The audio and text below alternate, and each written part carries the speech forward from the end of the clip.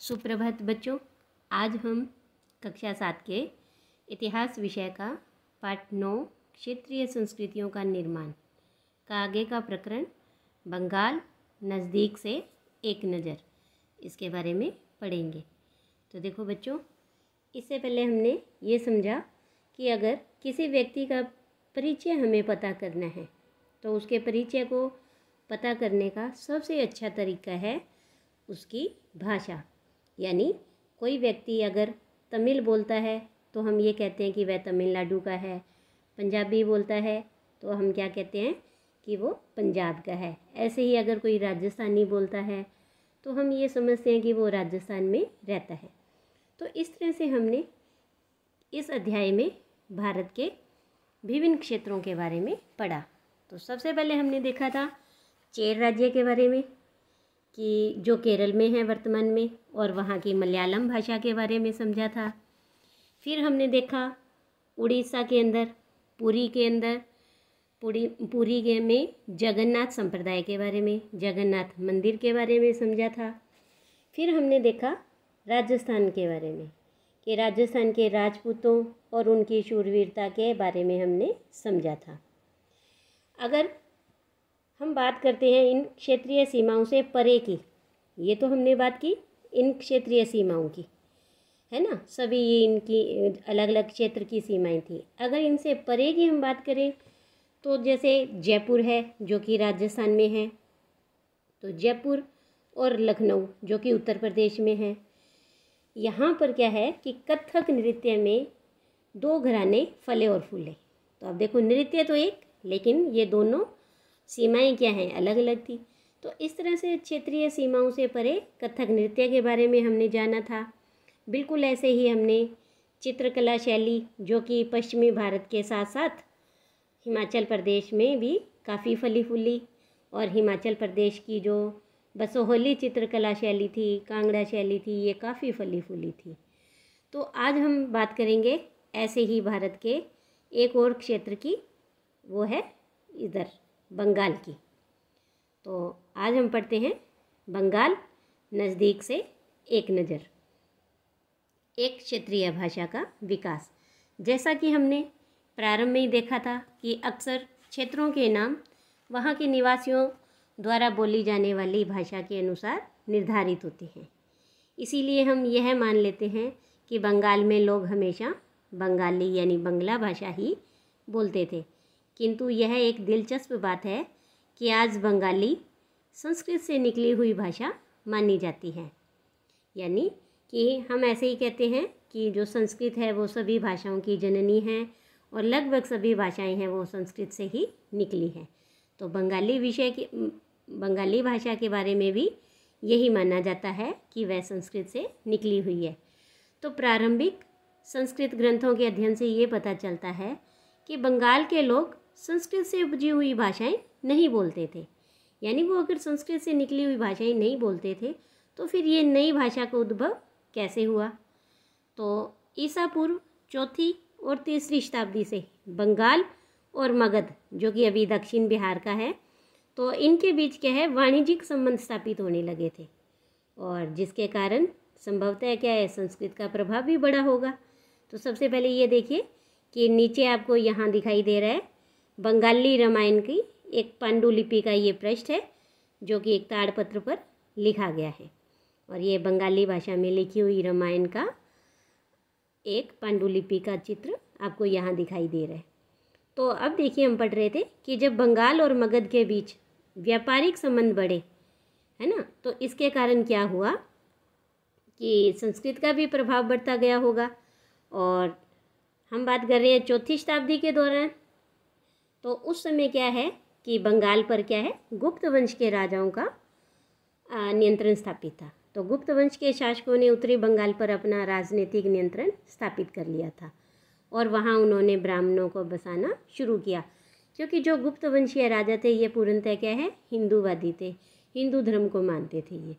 तो इस प्रकार गंगा की मध्य घाटी के भाषाई और सांस्कृतिक प्रभाव हैं वो अधिक प्रबल हो गए।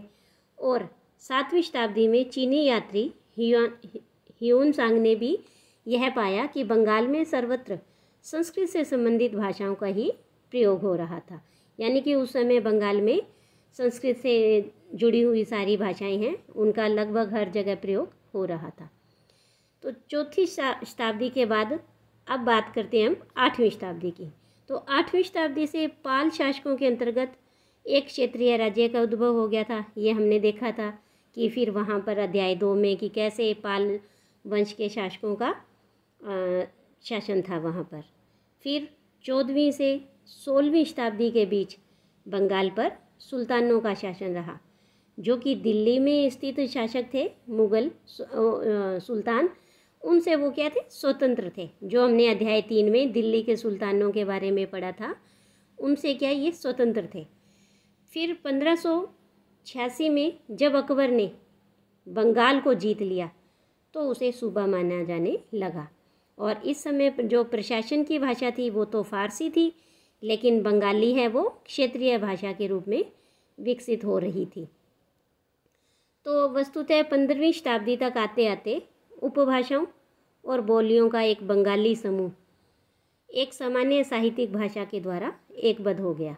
यानी कि उस समय जो बंगाल के अंदर और भी जो ऐसे कह सकते हैं लोकल भाषाएं और बोलियां बोली जाती थी, उनको सबको एकबद्ध करके एक साहित्यिक भाषा बनाई गई और उसका नाम रखा बंगाली।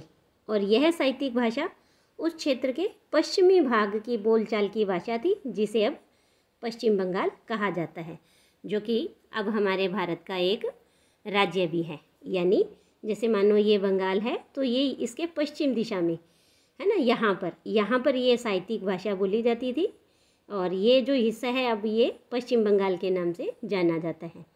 यद्यपि बंगाली का उद्भव संस्कृत से ही हुआ है, पर यह अपने क्रम विकास की अनेक अवस्थाओं से गुजरी है। यानी कि जो बंगाली भाषा में धीरे धीरे काफ़ी है वो बदलाव आए हैं। और इसके अलावा गैर संस्कृत शब्दों का एक विशाल शब्द भंडार जो कि जनजातीय भाषाओं से, फारसी से और यूरोपीय भाषाओं से एकत्रित हुआ है और अनेक स्रोतों से प्राप्त हुआ है। और ये सारे जो शब्द हैं वो आधुनिक बंगाली भाषा का एक हिस्सा बन गए हैं। यानी कि इन सभी भाषाओं का मिश्रण बंगाली भाषा में देखने को मिलता है। बंगाली के प्रारंभिक साहित्य को सबसे पहले क्या किया, 2 श्रेणियों में हम बांट सकते हैं। तो जो पहली श्रेणी है वो तो संस्कृत की ऋणी है और जो दूसरी श्रेणी है वो उससे थोड़ी स्वतंत्र है। तो पहली श्रेणी में क्या है कि जो संस्कृत महाकाव्यों के अनुवाद किए गए, जैसे कि मंगल काव्य और भक्ति काव्य। तो देखो मंगल काव्य होता है कि शाब्दिक अर्थों में शुभ यानी कि मांगलिक काव्य जो स्थानीय देवी देवताओं से संबंधित होते हैं। तो मंगल काव्य और भक्ति साहित्य जैसे गौड़ीय वैष्णव आंदोलन के नेता श्री चैतन्य देव की जीवनियाँ आदि शामिल हैं। और ये हमने अध्याय 8 में पढ़ा था कि जो चैतन्य देव हैं वो एक भक्ति संत हैं, है ना। जब भक्ति आंदोलन शुरू हुआ तो उसमें जो वैष्णव आंदोलन के ये संत थे और उस समय क्या है संस्कृत से बंगाली भाषा में काफ़ी ऐसे महाकाव्यों का अनुवाद किया गया था और बाद में ऐसे बंगाली भाषा में भी काव्य लिखे जाने लगे थे। और जो दूसरी श्रेणी है उसमें आएंगे नाथ साहित्य, जैसे कि मैनामती, गोपीचंद्र के गीत, धर्म ठाकुर की पूजा से संबंधित कहानियाँ, परी कथाएँ, लोक कथाएँ और गाथा गीत। तो ये भी हमने अध्याय 8 में पढ़ा था नाथ संप्रदाय के बारे में, नाथ के योगियों के बारे में, सिद्ध के बारे में, कि कैसे वो अपने आप को रूढ़िवादी धार्मिक कर्मकांडों से, बनावटी पहलुओं से दूर रखते थे। और उनका ये मानना था कि इस संसार का परित्याग कर देना चाहिए और जो निराकार परम सत्य है उसका चिंतन मनन करना चाहिए। उसके साथ एक हो जाने की अनुभूति ही मोक्ष को प्राप्त करने का केवल एक ही तरीका है। और इसके लिए उन्होंने योगासन, प्राणायाम और चिंतन मनन जैसी क्रियाएं की थी। तो ये सब हमने अध्याय 8 में पढ़ा था। तो जो मैनामती और ये कौन है हम ये देख लेते हैं। मैनामती, गोपीचंद्र और धर्म ठाकुर। नाथ लोग सन्यासी होते थे, ये तो अभी हमने पढ़ ही लिया, और जो अलग अलग तरीके की योगिक क्रियाएं करते थे। तो योगिक क्रिया वही कि चिंतन मनन करना, योग करना, व्यायाम करना, योगासन करना, इस तरह की ये योगिक क्रियाएं होती थी। तो यह गीत विशेष जो अक्सर अभिनीत किया जाता है, यह बताता है कि रानी मेनामती ने अपने पुत्र गोपी चंद्र को अनेक बाधाओं के समक्ष संन्यास का मार्ग अपनाने को किस प्रकार प्रोत्साहित किया था। पहली श्रेणी के ग्रंथों का काल निर्णय करना अपेक्षाकृत सरल है, क्योंकि ऐसी अनेक पांडुलिपियां पाई गई हैं जिनमें यह अंकित किया गया है कि उनकी रचना 15वीं शताब्दी के उत्तरार्ध और 18वीं शताब्दी के मध्य भाग के बीच की गई थी। तो देखो कि 15वीं शताब्दी का उत्तरार्ध यानी 1450 और 18वीं शताब्दी का मध्य भाग यानी कि 1750 के लगभग। तो इसके बीच में हैं कई इस तरह की जो पांडुलिपियां हैं उनकी रचना की गई थी। और जो दूसरी श्रेणी की कृतियां हैं वो मौखिक रूप से कही और सुनी जाती थी, इसीलिए उनका काल निर्णय सही नहीं किया जा सकता और वे खास तौर पर पूर्वी बंगाल में लोकप्रिय हुई। जो दूसरी श्रेणी की कृतियां थी वो पूर्वी बंगाल में ज़्यादा लोकप्रिय हुई, जहां ब्राह्मणों का प्रभाव क्या था, अपेक्षाकृत कम था। और पूर्वी बंगाल जो कि अब बांग्लादेश बना है, अभी वर्तमान में बांग्लादेश है, इसीलिए वहाँ पर आप देखेंगे तो अभी भी ब्राह्मण नहीं है, वो मुस्लिम बाहुल्य एक देश है। तो ये देखिए कि एक प्रश्न बनता है कि आपके विचार से द्वितीय श्रेणी की कृतियाँ लिखित रूप में क्यों नहीं रखी जाती थी। तो देखो कि अभी हमने देखा कि जो द्वितीय श्रेणी की कृतियाँ हैं वो मौखिक रूप से कही जाती थी और सुनी जाती थी, और इसीलिए है कि मौखिक रूप से ही उन्हें निरस्त कर दिया जाता था और उनकी जो नीतियाँ थी वो प्रमाणित भी नहीं की जा सकती थी, क्योंकि उनका जो काल निर्णय है, जो तिथि है, उनका समय है, वो सही नहीं था और इसीलिए इनकी जो कृतियाँ हैं वो लिखित रूप में नहीं रखी जाती थी। तो इसके बाद हम बात करेंगे पीर और मंदिर कि पीर क्या शब्द, पीर का क्या अर्थ होता है।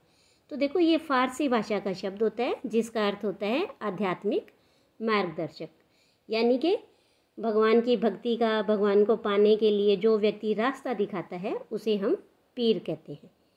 16वीं शताब्दी से लोगों ने बड़ी संख्या में पश्चिम बंगाल के कम उपजाऊ क्षेत्रों को छोड़कर दक्षिण पूर्वी बंगाल के जंगली और दलदली इलाकों में प्रवास करना शुरू कर दिया था। तो जैसे देखो कि ये बंगाल है तो इसका पश्चिमी इलाका है, तो इसे छोड़ दिया उन्होंने और दक्षिणी पूर्वी और पूर्वी दिशा की तरफ ये बढ़ने लगे थे। तो जैसे जैसे ये पूर्व की ओर बढ़ते गए वे जंगलों को साफ करके भूमि में धान की खेती करने लगे, यानी चावल की खेती करने लगे, क्योंकि वो जो पूर्वी बंगाल वाला इलाका था वो क्या था, वहाँ पर समुद्र भी था। तो धीरे धीरे स्थानीय मछुआरे और खेती करने वाले जो लोग थे, स्थानांतरणीय खेती करने वाले जो लोग थे, वो अक्सर क्या होते थे, जनजाति होते थे, आदिवासी होते थे, और वो अब क्या है, किसानों के नए समुदायों में मिल गए।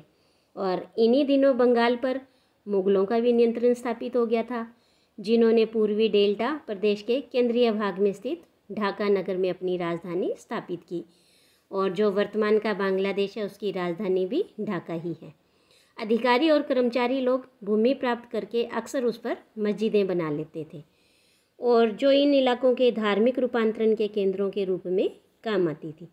यानी कि जो बंगाल में पहले से ही हिंदू धर्म और क्षेत्रीय धर्म के लोग रह रहे थे, वे अब धीरे धीरे क्या हुए कि इस्लाम धर्म को अपनाने लगे, इस्लाम धर्म में रूपांतरित होने लगे।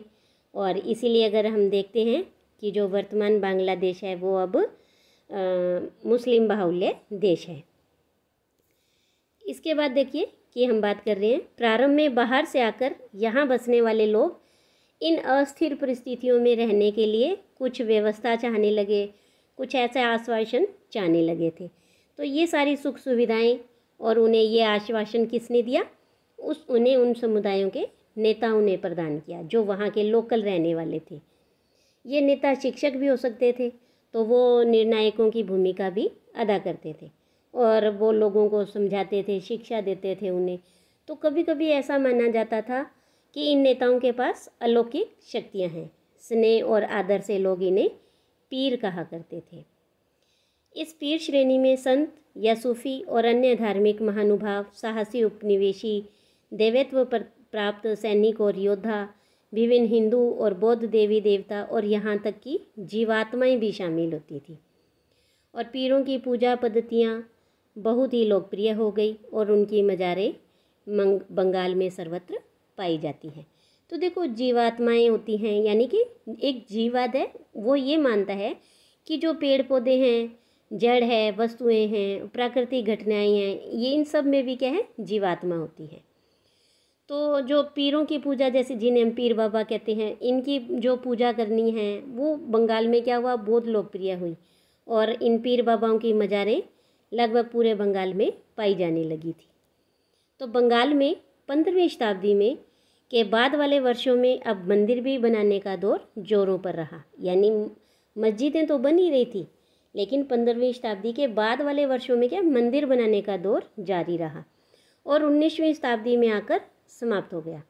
ये हमने अध्याय 2 में और 5 में देखा भी था कि मंदिर और अन्य धार्मिक भवन अक्सर उन व्यक्तियों या समूह द्वारा बनाए जाते थे जो शक्तिशाली होते थे, कि वो अपने वैभव को, अब हम कितने शक्तिशाली हैं, हमारे पास कितना धन दौलत है, तो वो ये ऐसे अपनी दिखाने के लिए ऐसे मंदिर बनवाते थे और वे क्या करते थे, इनके माध्यम से अपनी शक्ति भाव का प्रदर्शन करना चाहते थे।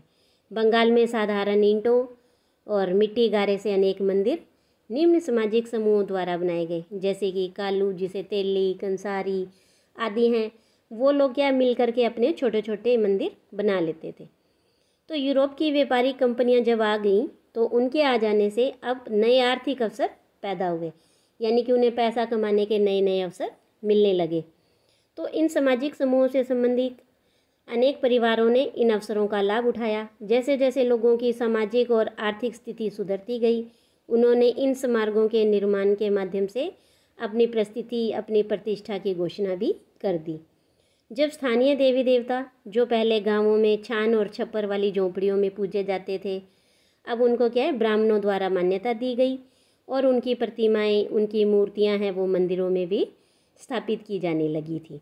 तो ये देखिए कि इस तरह से ये आपको यहाँ 3 चित्र दिखाई दे रहे। तो ये जो सबसे पहले चित्र है, ये है एक 2 चाला छप्परदार झोंपड़ी, है ना। ये देखो, इस तरह से ये जो छप्परदार झोंपड़ी है, इसमें 2 छत है, एक यहाँ और एक इसकी इस तरफ। और ये है एक चौचाला मंदिर, जिसमें इस तरह से 4 छत बनी होंगी चारों तरफ, ऐसे घुमावदार। तो यहाँ देखिए कि ये जो मंदिर है दिखाई दे रहे हैं आपको, ये तो हैं बंगाल के, जिन्हें बांग्ला गुम्बद भी कहा जाता है। लेकिन ऐसे ही कुछ मंदिर है, ये वाला, जैसे ये हमने अध्याय 2 में देखा था। तो इन दोनों मंदिरों में देखो अंतर कितना है ना। कि जो ये वाला मंदिर है, जो हमने अध्याय 2 में देखा था, कि ये इनकी जो ऊपर जाते जाते जो छत है, इनकी चौड़ाई क्या है, बिल्कुल कम हो जाती है। और जब अगर हम इन मंदिरों को गौर से देखेंगे तो जो इसकी बाहरी दीवारें हैं यहाँ पर, और हर बाहरी दीवार पर आपको क्या है कि सजावट के लिए मूर्तियाँ लगी हुई दिखाई देंगी, पत्थर की मूर्तियाँ इन पर लगी हुई होती हैं। तो इस तरह से ये उस समय क्या हुआ कि इनमें मंदिरों में परिवर्तन दिखाई देता गया। अब ऐसे ही ये देखिए कि जो गोपियों के साथ कृष्ण जी हैं, इस मंदिर की एक पकी हुई मिट्टी से एक पटिया, यानी कि एक टाइल मिली है विष्णुपुर के अंदर। तो हम इसी के बारे में अब आगे पढ़ेंगे कि इन मंदिरों की शक्ल या जो आकृति है वो बंगाल की छप्परदार झोंपड़ियों की तरह 2 चाला यानी 2 छत वाली और चौचाला यानी 4 छत वाली होती थी। और 5वें अध्याय में वर्णित बंगाली गुम्बद को याद करें। तो देखो, हमने अध्याय 5 में भी ये देखा था कि ये रहा बंगाली गुम्बद, है ना। और ये जो वृंदावन में गोविंद देव के मंदिर का अंदरूनी भाग है, जो 1590 में बनाया गया था। तो इस तरह से जब मुग़लों का बंगाल पर अधिकार हो गया था, उनका शासन हुआ, तो मुग़लों को क्या है कि ये जो बंगाली मंदिर थे, वहाँ की जो स्थानीय झोंपड़ियाँ थी 2 चाला और चौचाला, वो उन्हें इतनी पसंद आई कि उन्होंने अपनी वास्तुकला में भी इसका प्रयोग किया था। तो इसके कारण मंदिरों की स्थापत्य कला में विशेष बंगाली शैली का प्रादुर्भाव हुआ। अपेक्षाकृत अधिक जटिल चौचाला यानी 4 छतों वाली ढांचे में 4 त्रिकोणीय छतें 4 दीवारों पर रखी जाती थी, और जो ऊपर तिर्यक रेखा यानी एक बिंदु तक जाती थी। मंदिर आमतौर पर एक वर्गाकार चबूतरे पर बनाए जाते थे और उनके भीतरी भाग में कोई सजावट नहीं होती थी। लेकिन अनेक मंदिरों की बाहरी दीवारें चित्रकारियों, सजावटी टाइलों, मिट्टी की पट्टियों से सजी होती थी। और कुछ मंदिरों में, विशेष रूप से पश्चिम बंगाल के बांकुरा जिले में विष्णुपुर के मंदिरों में, ऐसी सजावटें अत्यंत उत्कृष्ट कोटि तक पहुंच चुकी हैं। तो यही है वो टाइल जो अभी हमने देखी थी, कि जिसमें जो श्री कृष्ण हैं ये बीचों बीच, है ना, ये अपनी गोपियों के साथ यहाँ दिखाई दे रहे हैं, है ना। तो इस तरह से ये हैं। इसके बाद देखिए कि मछली भोजन के रूप में, तो परंपरागत भोजन संबंधी आदतें आमतौर पर स्थानीय रूप से उपलब्ध खाद्य पदार्थों पर ही निर्भर करती है। यानी कि हम वही भोजन खाएंगे जो हमारे आसपास के स्थान में हमें प्राप्त होगा, है ना। तो बंगाल क्या है, एक नदीय मैदान है जहाँ मछली और धान की उपज है बहुतायत से होती है, और इसीलिए यह स्वाभाविक है कि इन दोनों वस्तुओं को गरीब बंगाली की भोजन सूची में भी प्रमुख स्थान प्राप्त है। यानी कि कोई भी बंगाली है, चाहे वो अमीर है या गरीब है, वहाँ मछली जो है वो वहाँ का मुख्य भोजन है, और मछली पकड़ना वहाँ का प्रमुख धंधा है। और बंगाली साहित्य में मछली का स्थान स्थान पर उल्लेख भी मिलता है। इससे ज़्यादा और क्या होगा कि मंदिरों और बौद्ध विहारों की दीवारों पर भी जो मिट्टी की पट्टियाँ लगी होती हैं, टाइल्स लगी होती हैं, उनमें भी मछलियों को साफ़ करते हुए टोकरियों में भरकर बाजार ले जाते हुए दिखाया गया है।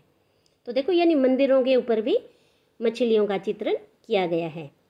और ब्राह्मणों को सामिष भोजन करने की अनुमति नहीं थी, यानी मांसाहारी भोजन खाने की अनुमति नहीं थी।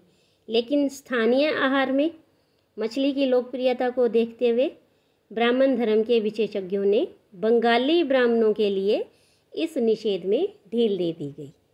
और बृहद धर्म पुराण, जो बंगाल में रचित 13वीं शताब्दी का संस्कृत ग्रंथ है, वहाँ भी स्थानीय ब्राह्मणों को कुछ खास किस्मों की मछली खाने की अनुमति दे दी गई थी। तो इस तरह से देखो कि वहाँ कितनी मछली है, जो मुख्य वहाँ मछली पालन है, मुख्य उनका व्यवसाय है, मछली उनका मुख्य भोजन है। और यहाँ पर देखिए कि आपको जो ये एक दिखाई दे रहा है, ये घरेलू उपयोग के लिए मछली तैयार कर रही है महिला, और ये विशालक्ष्मी मंदिर से मिली हुई एक टाइल है। इसके बाद हम बात करेंगे अन्यंत्र की, कि भारत के बाद यूरोप में राष्ट्र राज्यों का उदय। 18वीं शताब्दी के अंत तक यूरोप के लोग स्वयं को एक साम्राज्य, जैसे ऑस्ट्रिया हंगरी साम्राज्य की प्रजा या किसी चर्च जैसे यूनानी रूढ़िवादी चर्च के सदस्य मानते थे। यानी कि जो यूरोप के लोग हैं वो खुद को क्या है, एक साम्राज्य मानते थे। परंतु 18वीं शताब्दी के अंतिम दशकों में लोग खुद को एक ऐसे समुदाय के सदस्यों के रूप में पहचानने लगे जो कि एक भाषा जैसे कि फ्रेंच या जर्मन बोलते थे। तो जो आरंभिक 19वीं शताब्दी में रोमानिया में विद्यालयी पाठ्य पुस्तकें अब क्या हुआ, ग्रीक के स्थान पर रोमानियन में लिखी जाने लगी, और हंगरी के अंदर लैटिन के स्थान पर हंगेरियन भाषा में लिखी जाने लगी, और हंगरी कंट्री के अंदर हंगेरियन भाषा को राजभाषा बना लिया गया। और यह इस प्रकार की अन्य प्रक्रियाओं ने लोगों को यह बोध भी कराया कि प्रत्येक भाषी समुदाय एक अलग देश था। 19वीं शताब्दी के अंतिम दशकों में इटली और जर्मनी का जब एकीकरण हुआ, तो उस एकीकरण के लिए जो आंदोलन चले, उन आंदोलनों को इस भावना ने और अधिक बल दिया। तो इस तरह से हमारा ये जो पाठ है वो पूरा होता है। आज के लिए इतना ही। धन्यवाद।